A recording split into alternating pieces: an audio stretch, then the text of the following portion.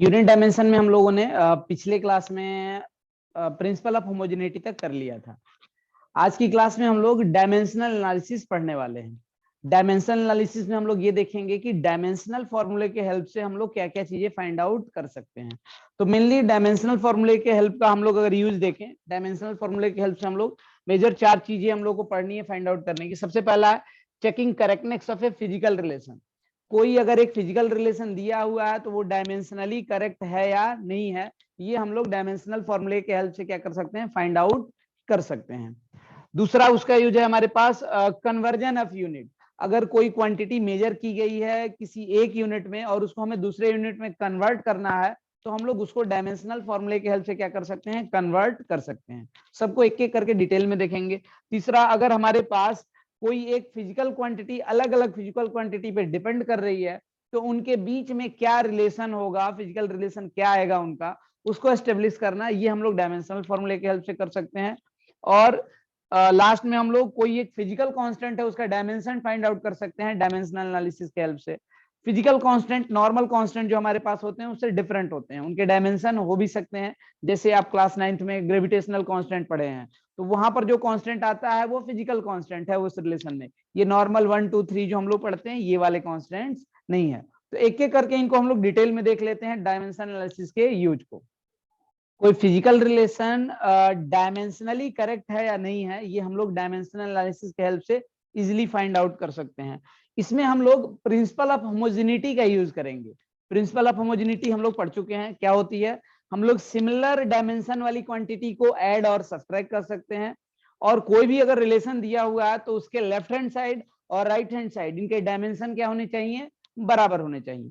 Example के लिए मान लीजिए हमें कोई रिलेशन दिया हुआ है, for example s equal to u t plus half a t, इतना दिया हुआ है। हमें चेक करना है कि ये डायमेंशनली करेक्ट है कि नहीं है ये रिलेशन।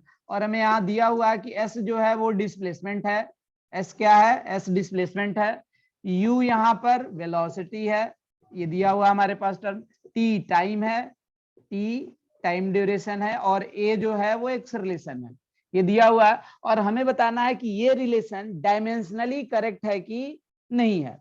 मैंने जानबूझ के कुछ एग्जांपल ऐसे लिए हैं जिनके बारे में आपको पहले से पता है। तो सबसे पहले हम लोग क्या देखेंगे, प्रिंसिपल ऑफ होमोजेनिटी हमें ये कहती है कि सेम डायमेंशन वाली क्वांटिटी को ही हम लोग क्या कर सकते हैं, ऐड और सब्ट्रैक्ट कर सकते हैं। तो पहले, और दूसरा हम लोग बात करेंगे जो रिलेशन है उसके लेफ्ट हैंड साइड और राइट हैंड साइड का डायमेंशन क्या होना चाहिए, बराबर होना चाहिए। तो चेक करते हैं हम लोग। लेफ्ट हैंड साइड के डायमेंशन की बात करेंगे, dimension of left hand side. तो लेफ्ट हैंड साइड में हमारे पास क्या है, डिस्प्लेसमेंट है, एस को क्या बोला गया है यहाँ, डिस्प्लेसमेंट है। तो इसका डायमेंशन क्या होने वाला है, इसका डायमेंशन हो जाएगा एल। राइट हैंड साइड का डायमेंशन हमें निकालना है तो पहले हमें ये कंफर्म करना पड़ेगा कि इनका इनका डायमेंशन बराबर है, तभी तो ये ऐड हो सकते हैं। तो सबसे पहले यूटी का डायमेंशन अगर हम लोग निकाल रहे हैं तो यूटी का डायमेंशन क्या होगा, dimension of you into dimension of T. तो कितना होने वाला है, यू का डायमेंशन, यू वेलोसिटी है तो L T minus one, L T minus one ये हो गया हमारे पास यू का डायमेंशन। टी यहाँ पर टाइम है तो इसका डायमेंशन क्या होगा, इसका डायमेंशन टी। तो यूटी का डायमेंशन हमारे पास क्या आने वाला है, यूटी का डायमेंशन हमारे पास आ गया L T to the power minus one and plus one, तो क्या होगा, एल होगा। चलिए ये तो ठीक है। अब बात कर लेते हैं हाफ ए टी स्क्वायर का डायमेंशन क्या होगा। हाफ ए टी स्क्वायर का डायमेंशन, हाफ तो यहाँ पर क्या है, न्यूमेरिकल वाला कांस्टेंट है तो इसका कोई डायमेंशन नहीं होगा। तो ये सिंपली इसको क्या लिखेंगे, dimension of a into dimension of T square नहीं है, ये टी है, डायमेंशन ऑफ टी है। तो कितना लिखेंगे इसको, डायमेंशन ऑफ ए, ए यहाँ पर क्या है, एक्स रिलेशन है, मैंने मिटा दिया, यहाँ पर ए क्या था, ए एक्स रिलेशन था। तो इसका डायमेंशन क्या होगा, L T minus two, metre पर सेकेंड स्क्वायर यूनिट होता है ना, एल टी माइनस टू। और टी यहाँ पर क्या है, टी जो है वो टाइम है, टी टाइम है। तो क्लियरली देखिए हमारे पास डायमेंशन इसका क्या हो जाएगा, L T to the power minus two, और ये वन है तो कितना आ जाएगा, एल टी माइनस वन। तो इसका और इसका डायमेंशन बराबर नहीं है तो ये ऐड ही नहीं हो सकते हैं। ऐड ही नहीं हो पाएंगे तो left hand side right hand side के डायमेंशन वैसे भी बराबर नहीं होने वाले हैं। तो यहाँ क्लियरली क्या है, dimension of u t is not equal to dimension of half a t. तो ये ऐड ही नहीं हो सकते हमारे पास।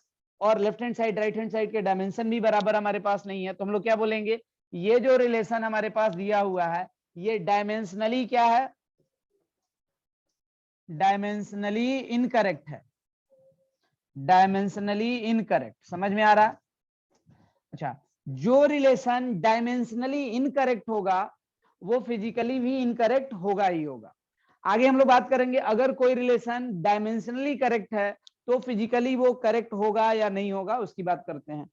अच्छा, इसमें अगर हम लोग बात करते हैं, ये रिलेशन आपको पता है s equal to u t plus half a t square, class 9 से हम लोग पढ़ते आ रहे हैं।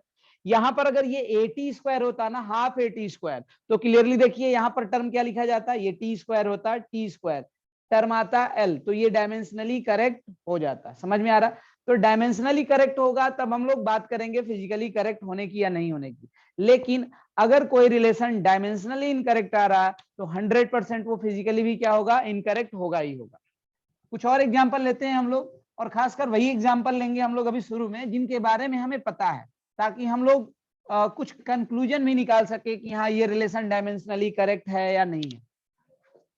नेक्स्ट एग्जांपल ले रहा हूं मैं, v square equal to u square plus a s, जहां पर v और u ये दोनों क्या है, वेलोसिटी है, एक इनिशियल वेलोसिटी एक फाइनल वेलोसिटी, a एक्सेलरेशन है, एक्स रिलेशन है और एस जो है वो डिस्प्लेसमेंट है, ये दिया हुआ है। और हमें चेक करना है कि ये रिलेशन डायमेंशनली, ये रिलेशन करेक्ट है कि नहीं है। तो सबसे पहले चेक करेंगे ये डायमेंशनली करेक्ट है कि नहीं है। तो लेफ्ट हैंड साइड का डायमेंशन अगर हम लोग निकालें, लेफ्ट हैंड साइड का डायमेंशन, डायमेंशन ऑफ एलएचएस, तो ये क्या हो जाएगा, dimension of v square. V का डायमेंशन क्या होता है, वी का डायमेंशन, वी यहां पर वेलोसिटी है तो कितना होगा, एल टी माइनस 1, ये इसका डायमेंशन हो गया ना, और इसका स्क्वायर, तो लेफ्ट हैंड साइड का डायमेंशन क्या आने वाला है, L square T to the power -2। अब राइट हैंड साइड की बात करेंगे हम लोग, तो राइट हैंड साइड में ये दोनों टर्म आपस में क्या है, समेशन के फॉर्म में है, तो इसका डायमेंशन और इसका डायमेंशन पहले बराबर होना चाहिए तभी ऐड कर सकते हैं हम लोग according to principle of homogeneity. तो पहले चेक कीजिए इनके डायमेंशन बराबर है कि नहीं है, और जो वो डायमेंशन आएंगे वो लेफ्ट हैंड साइड के डायमेंशन के बराबर है कि नहीं है। तो डायमेंशन ऑफ यू स्क्वायर अगर हम लोग निकालें तो कितना आएगा, यू भी क्या है, वेलोसिटी है, इसका डायमेंशन कितना, एल टी -1, इसका स्क्वायर कीजिए तो कितना होगा, L square T to the power -2, ये यू का डायमेंशन आ गया। हम लोग ए एस का डायमेंशन अगर देखें कितना आएगा, ये dimension of a into dimension of s, a क्या है, एक्स रिलेशन है, कितना होगा इसका डायमेंशन, एल टी -2, और एस का डायमेंशन, एस डिस्प्लेसमेंट है तो इसका डायमेंशन क्या हो जाएगा, एल, कितनी वैल्यू हो गई, T to the power, L L की बात करेंगे हमारे पास ये एल स्क्वायर हो जाएगा 1 और ये T to the power -2। Clearly हम लोग देख सकते हैं यू स्क्वायर और ए एस इन दोनों का डायमेंशन बराबर है तो ये ऐड होंगे, डायमेंशन इनका यही रहेगा, और लेफ्ट हैंड साइड का भी डायमेंशन हमारे पास क्या है, L square T to the power -2 ही है। तो यहाँ पर क्लियरली हम लोग देख सकते हैं dimension of L H S equal to dimension of R H S, दोनों बराबर हैं, तो ये रिलेशन जो हमारे पास वो क्या है, डायमेंशनली करेक्ट है। ये रिलेशन क्या है, डायमेंशनली करेक्ट है। अब ये फिजिकली करेक्ट है कि नहीं है, तो मैंने जानबूझ के इसी टाइप का एग्जांपल लिया था जिसके बारे में हमें पता है। हमें पता है कि एक्चुअल रिलेशन क्या होता है इसका, v square equal to u square plus 2as, ये रिलेशन एक्चुअल रिलेशन है, प्रैक्टिकल रिलेशन। और ये तो ये भी डायमेंशनली करेक्ट है, इसको भी निकालेंगे ना तो ये भी क्या आएगा, डायमेंशनली करेक्ट आएगा, बिकॉज सारी चीजें वही हैं, 2 का कोई डायमेंशन नहीं होगा। तो लेकिन इसमें ये प्रैक्टिकली हम लोग फिजिकली बात करें तो फिजिकली ये रिलेशन रॉन्ग है और ये रिलेशन करेक्ट है, लेकिन दोनों डायमेंशनली करेक्ट हैं। तो क्या कंक्लूजन आ रहा है, कोई रिलेशन अगर डायमेंशनली करेक्ट है तो फिजिकली करेक्ट हो भी सकता है, नहीं भी हो सकता है, लेकिन अगर वो डायमेंशनली इनकरेक्ट है तो 100% वो रिलेशन फिजिकली भी क्या होगा, इनकरेक्ट ही होगा। एक दो और एग्जांपल हम लोग देख लेते हैं, डायमेंशनली कोई रिलेशन करेक्ट है या नहीं है। उसके लिए हम लोग को आगे ना पेंडुलम का टाइम पीरियड पढ़ना है, ठीक है। हमें पेंडुलम का टाइम पीरियड दिया हुआ है 2t = 2 pi under root L/G, ये एक्चुअल फॉर्मूला होता है जो मैंने लिखा है, तो हम लोग चेक कर लेते हैं ये डायमेंशनली करेक्ट है कि नहीं है। समझ में आ रहा, और फिर डायमेंशनली करेक्ट होगा तो क्या कंक्लूजन आएगा, फिजिकली करेक्ट हो भी सकता है, नहीं भी हो सकता है। यहाँ पर टी जो है ये टाइम पीरियड है, टी क्या है, time period of pendulum, pendulum का ये टाइम पीरियड है। एल जो है वो पेंडुलम की लेंथ है, लेंथ ऑफ पेंडुलम, और जी एक्सेलरेशन ड्यू टू ग्रेविटी है। जी क्या है, एक्सेलरेशन ड्यू टू ग्रेविटी। तो हमें चेक करना है इसकी करेक्टनेस को, ये डायमेंशनली करेक्ट है कि नहीं है। तो सबसे पहले क्या कर लेंगे, एलएचएस का डायमेंशन निकाल लेंगे। एलएचएस का डायमेंशन क्या है, लेफ्ट हैंड साइड में ये टाइम पीरियड है, टाइम पीरियड यानी कि इसका डायमेंशन क्या आने वाला है, टी ही आ जाएगा। ये लेफ्ट हैंड साइड का डायमेंशन हो गया। राइट हैंड साइड का डायमेंशन हम लोग निकालेंगे अगर आरएचएस का डायमेंशन, तो आरएचएस का डायमेंशन क्या होने वाला है, ये 2 पाई कांस्टेंट है, समझ में आ रहा, इसका कोई डायमेंशन हमारे पास नहीं होने वाला है। तो ये क्या हो जाएगा, dimension of under root l by g, dimension of under root l by g, इसका dimension. Under root l by g को चाहो तो क्या लिख सकते हो, एल बाई जी, पावर में क्या होगा ये हाफ, इसका डायमेंशन मुझे लिखना है। तो क्लियरली देखिए एल का डायमेंशन क्या होता है, एल का, या मन करे तो आप रूट में भी रख सकते थे, जरूरी नहीं कि ऐसे लिखिए, ऐसे भी लिख सकते हैं आप। यहाँ पर लिखेंगे तो क्लियरली देखिए रूट अंडर एल का डायमेंशन क्या होगा, लेंथ है एल होगा, ये क्या है जी कितना है, एक्सेलरेशन है, जी क्या है, एक्सेलरेशन ड्यू टू ग्रेविटी, तो ये क्या होगा एल टी माइनस 2, यही होता है ना एक्सेलरेशन का। तो हम लोग यहाँ से क्लियरली देख सकते हैं एल एल का टर्म क्या हो जाएगा, कैंसिल आउट, नीचे क्या बचेगा 1 by T to the power -2, ऊपर जाएगा तो ये टी स्क्वायर, रूट हटेगा तो डायमेंशनल फॉर्मूला कितना आने वाला है इसका, टी, यानी कि right hand side left hand side इसके डायमेंशन क्या है, बराबर है। Dimension of LHS equal to dimension of RHS, दोनों बराबर हैं, तो ये रिलेशन डायमेंशनली क्या है, करेक्ट है। डायमेंशनल एनालिसिस का नेक्स्ट यूज है हमारे पास कन्वर्जन ऑफ यूनिट। अगर किसी फिजिकल क्वांटिटी को हम लोगों ने किसी एक सिस्टम में मेजर किया है और उसको अगर किसी दूसरे सिस्टम के यूनिट में कन्वर्ट करना है तो हम लोग डायमेंशनल एनालिसिस के हेल्प से कर सकते हैं। जैसे अगर कोई एग्जांपल ले रहा हूं, मान लीजिए ये कोई लेंथ है, इस लेंथ को मेजर किया गया एसआई यूनिट में, लेंथ को मेजर किया हमने एसआई यूनिट में और इसकी लेंथ आई कितनी 2 मीटर एसआई यूनिट में। सीजीएस यूनिट में इसी लेंथ को मेजर किया गया और लेंथ आई इसकी कितनी 200 सेंटीमीटर। सीजीएस यूनिट में कितना, इन एसआई यूनिट, तो हम लोग सेम ही क्वांटिटी की बात कर रहे हैं ना, उसी क्वांटिटी को एसआई यूनिट में मेजर किया गया, उसी क्वांटिटी को सीजीएस में मेजर किया गया, तो वैल्यू हमारे पास कितनी आई 200 सेंटीमीटर। तो क्वांटिटी सेम ही है, लेकिन अगर हम लोग सिस्टम चेंज करते हैं, हमारे पास सिस्टम ऑफ यूनिट, तो हमारे पास न्यूमेरिकल वैल्यू क्या हो जाती है, चेंज हो जाती है। और किसी भी फिजिकल क्वांटिटी को हम लोग पढ़ चुके हैं कैसे रिप्रेजेंट करते हैं, न्यूमेरिकल वैल्यू को यूनिट के साथ क्यू एन इंटू यू के फॉर्म में रिप्रेजेंट करते हैं हम लोग। तो अगर हम लोग सिस्टम चेंज करेंगे, क्लियरली हम लोग देख सकते हैं जैसे ही हम लोग यूनिट छोटा करेंगे न्यूमेरिकल वैल्यू क्या हो जाएगी, बड़ी हो जाएगी, बिकॉज क्वांटिटी तो कांस्टेंट ही रहने वाली है। मीटर की बात करें, मीटर सेंटीमीटर में, तो मीटर बड़ी यूनिट है, सेंटीमीटर छोटी यूनिट है, तो यहाँ पर न्यूमेरिकल वैल्यू कम है, लेकिन हम लोगों ने दूसरे सिस्टम में छोटा यूनिट लिया तो न्यूमेरिकल वैल्यू क्या हो जाएगी, बड़ी हो जाएगी। तो n इंटू यू का जो हमारे पास ये टर्म है, एक ही फिजिकल क्वांटिटी को रिप्रेजेंट कर रहा है ये उसके अमाउंट को, तो ये टर्म हमेशा क्या रहेगा, कांस्टेंट रहेगा। तो अगर अलग अलग सिस्टम में हम लोग किसी एक ही चीज को मेजर कर रहे हैं तो हम लोग ये रिलेशन लिख सकते हैं n1u1 equal to n2u2 equal to n3u3, because एक ही क्वांटिटी को हम लोग मेजर कर रहे हैं तो ये टर्म क्या आएगा, कांस्टेंट आएगा। तो इसके हेल्प से हम लोग क्या कर सकते हैं, एक यूनिट से दूसरे यूनिट में चीजों को कन्वर्ट कर सकते हैं। एग्जाम्पल के लिए अगर मैं देखूं, मान लीजिए हमें 1 न्यूटन को डाइन में कन्वर्ट करना है। अगर हमें बोला जाए, एग्जाम्पल ले रहा हूं मैं, कन्वर्ट 1 न्यूटन इन डाइन, 1 न्यूटन इन डाइन्स। न्यूटन फोर्स का यूनिट है एसआई यूनिट में और सीजीएस यूनिट में डाइन में उसको मेजर किया जाता है।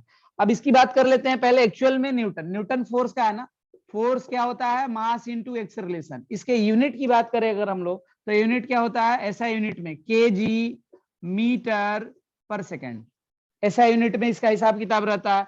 डाइंस में बात करें तो ये क्या हो जाता है, ग्राम सेंटीमीटर पर सेकेंड स्क्वायर, ये इनके यूनिट्स है। ये किसमें, ये SI में है और ये कौन से में, CGS में, ये CGS यूनिट में। तो हमें कन्वर्ट करना, अच्छा ये जो टर्म है ना इसी को न्यूटन बोला जाता है, केजी मीटर पर सेकेंड स्क्वायर, ऐसा यूनिट में इसी को क्या बोलते हैं, न्यूटन बोलते हैं। बिकॉज न्यूटन ने ही फोर्स के बारे में बताया था, तो उनके ऑनर में जो फोर्स का यूनिट है उसका नाम न्यूटन कर दिया गया। ये जो आपको टर्म दिख रहा है ग्राम सेंटीमीटर पर सेकेंड स्क्वायर, इसी को सीजीएस यूनिट में डाइन से रिप्रेजेंट करते हैं। समझ में आ रहा है? और हमें इनको कन्वर्ट करना है। तो अभी हम लोगों ने पढ़ा एक ही क्वांटिटी है दोनों, 1 न्यूटन, उसको हमें डाइन में कन्वर्ट करना है। तो ये रिलेशन लिख सकते हैं हम लोग, N1U1 इक्वल टू N2U2। समझ में आ रहा? मान लीजिए ये मैं SI यूनिट वाले के लिए लिख रहा हूं और ये CGS के लिए, इधर कौन सा SI और इधर कौन सा CGS। तो N2 की वैल्यू हमें बतानी होगी, तो क्या होगा, N1U1 डिवाइडेड बाई U2। इस रिलेशन से हम लोग आंसर निकाल सकते हैं। जल्दी से देखते हैं इसको। तो हमें न्यूमेरिकल वैल्यू दी हुई है किसमें, हम लोग N1 यूज कर रहे हैं SI के लिए और N2 यूज कर रहे हैं किसके लिए, CGS सिस्टम के लिए। अगर मैं यूज करूं तो N2 को लिख सकता हूं मैं क्या, N1U1 divided by U2। Units की अगर बात करेंगे हम लोग, मन करे तो डायमेंशन का फॉर्म भी लिख सकते हैं। क्या आया था इसका, केजी मीटर पर सेकेंड स्क्वायर। N1U1 के यूनिट की बात करें तो कितना था, ये फोर्स था ना, फोर्स का यूनिट क्या आया था, M इंटू ए, केजी मीटर पर सेकेंड स्क्वायर SI में, और उसमें ग्राम सेंटीमीटर पर सेकेंड स्क्वायर। इसका डायमेंशनल फॉर्मूला क्या होगा, MLT-2। तो 1 सफिक्स यूज कर दूंगा मैं SI के लिए और 2 सफिक्स यूज कर रहा हूं मैं CGS के लिए। तो इसका अगर डायमेंशनल फॉर्मूला अगर हम लोग लिखना चाहें U1 के लिए तो क्या लिखेंगे, M1 L1 T1 इसकी पावर -2। समझ में आ रहा है? और नीचे ये टर्म कौन सा, M2 L2 T2 पावर में -2। कोई दिक्कत किसी को? तो ये हमारे पास टर्म आ गया। तो हम लोग N2 की वैल्यू, N2 क्या हो जाएगा, numerical value in CGS unit. तो ये टर्म कितना, ये दिया हुआ है 1, ये कितना दिया हुआ है 1। यहाँ देखिए M1 अपॉन M2, यहाँ भी पावर 1 1 है। तो M1 किसमें, मैं एक बार पहले लिख दे रहा हूं फिर वैल्यू लिखूंगा। ये M1 M2, ये वाला कौन सा टर्म L1 L2, और ये term T1 upon T2, T1 upon T2 इसकी पावर कितनी, -2। समझ में आ रहा? अब यहां पर देखिए SI यूनिट है ऊपर वाला और नीचे वाला कौन सा है, CGS यूनिट। ये किसमें है, केजी में, ये क्या है, ग्राम में। ये केजी और ये ग्राम। समझ में आ रहा? तो M1 अपॉन M2 क्या आने वाला है, M1 अपॉन M2, तो ये है केजी और ये है ग्राम। केजी को ग्राम से डिवाइड करें कितना आएगा, चाहो तो अगले स्टेप में लिखना चाहो तो लिख सकते हैं, एक बार फिर मैं लिख दे रहा हूं इसको। ये किसमें है, ये केजी अपॉन ग्राम, ये क्या है, लेंथ की बात करेंगे मीटर अपॉन सेंटीमीटर, और ये क्या है हमारे पास, सेकेंड अपॉन सेकेंड, इसकी power -2।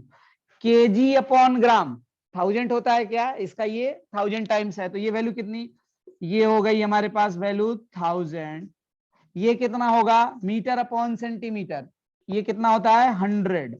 Second second cancel out हो जाएगा, ये वैल्यू 1 है, -2 कीजिए पावर, कोई फर्क नहीं पड़ेगा। कितनी वैल्यू आ गई N2 की वैल्यू, N2 यानी कि CGS यूनिट में न्यूमेरिकल वैल्यू उसी क्वांटिटी का जो मेजर किया जा रहा है।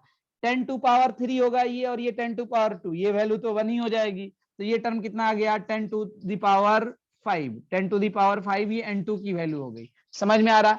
तो N1U1 ये जो क्वांटिटी लिखी जा रही थी, इधर देखिए N1U1 equal to N2U2।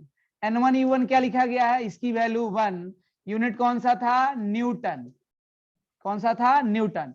N2 की वैल्यू कितनी आई, 10 टू द पावर 5, और ये क्या लिखेंगे, डाइंस। समझ में आ रहा है ना?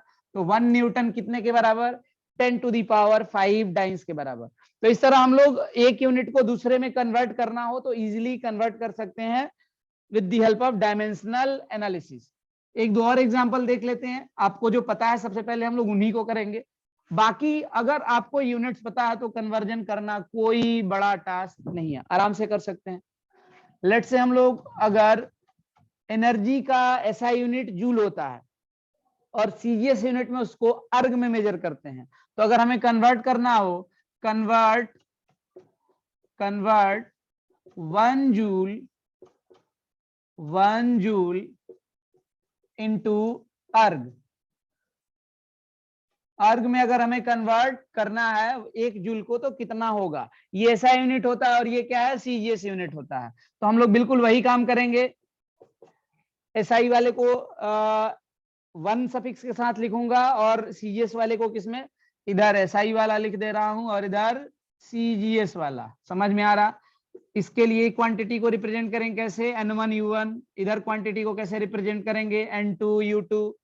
अब बात कर लेते हैं इसके डायमेंशन की। जूल एनर्जी का यूनिट है ना, तो एनर्जी का डायमेंशनल फॉर्मूला क्या होता है, F इंटू एस। बहुत बार हम लोग कैलकुलेट कर चुके हैं। तो वैल्यू कितनी, ml² T⁻⁻²।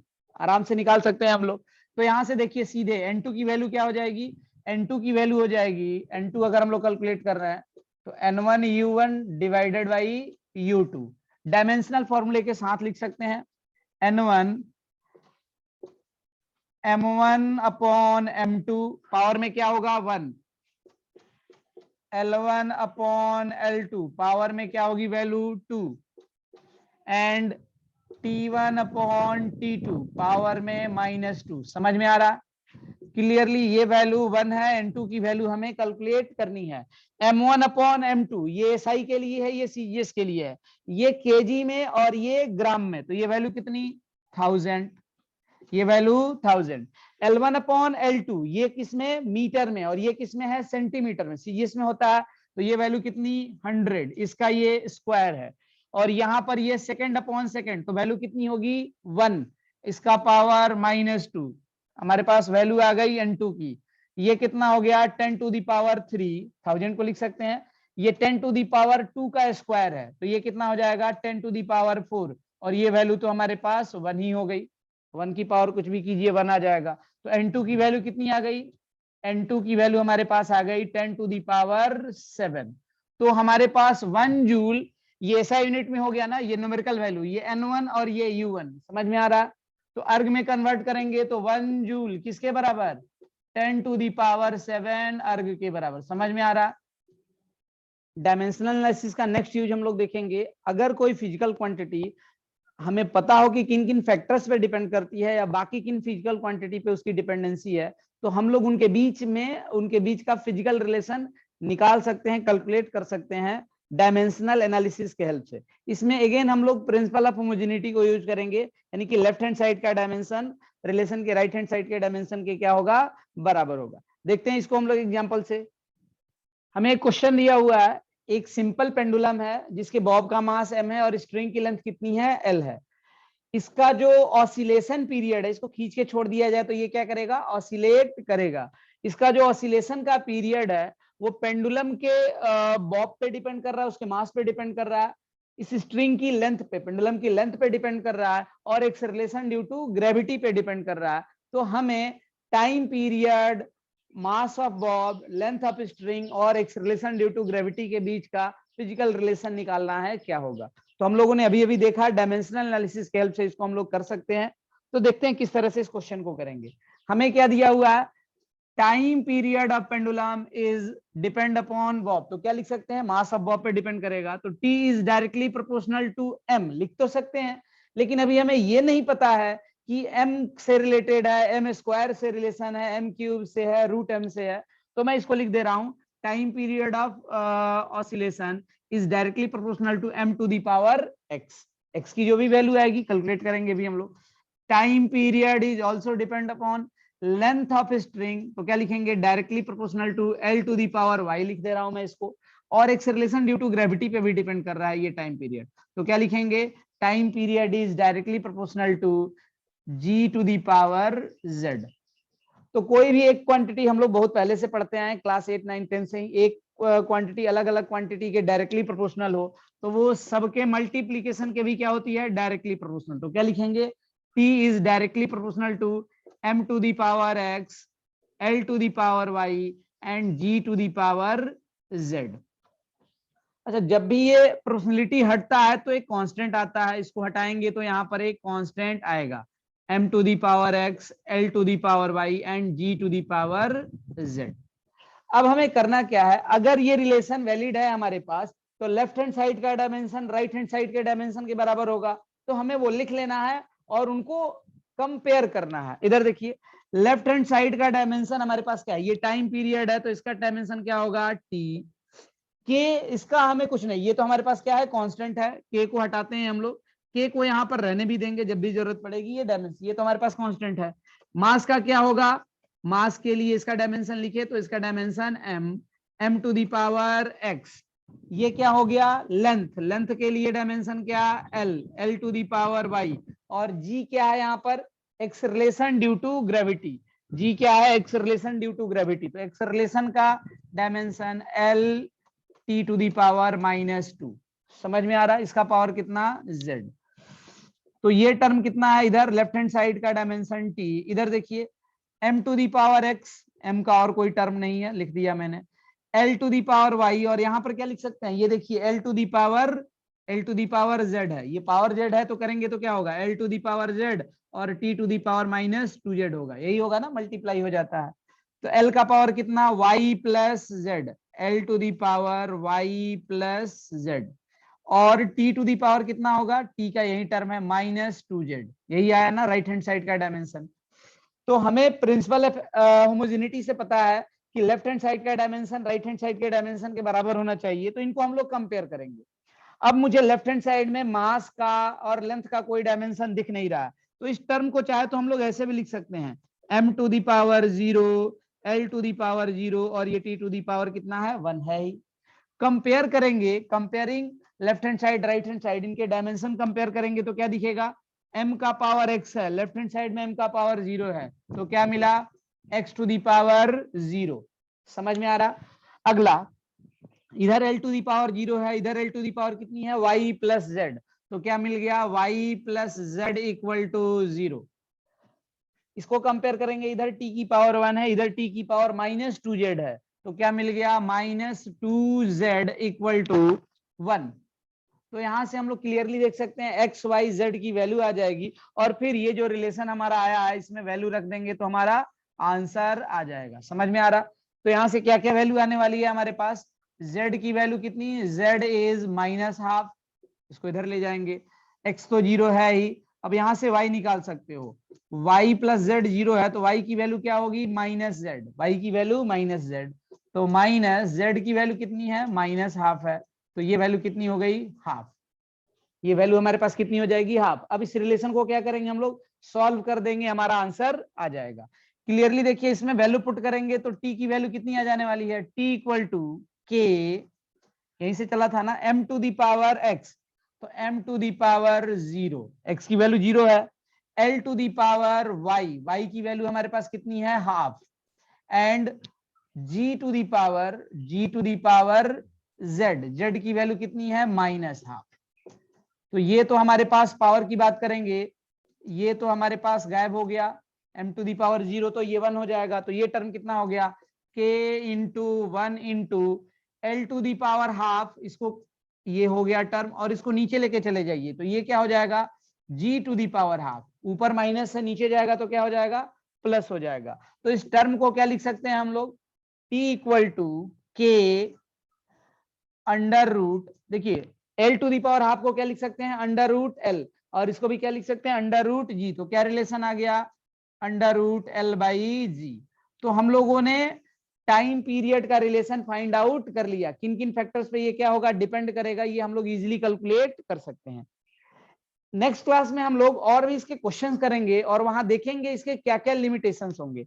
यहाँ पर जो ये वैल्यू आ रही है k, अभी हमें इसकी वैल्यू पता नहीं है, इस k की वैल्यू ये एक्चुअल में प्रैक्टिकली कैलकुलेट किया जाता है, तो डायमेंशनल एनालिसिस का ये ड्रॉबैक भी होगा, लिमिटेशन भी होगा कि ये जो कांस्टेंट आएगा एक्चुअल में इसकी वैल्यू 2 पाई होती है, यहां से हम लोग इसकी वैल्यू कैलकुलेट नहीं कर सकते हैं।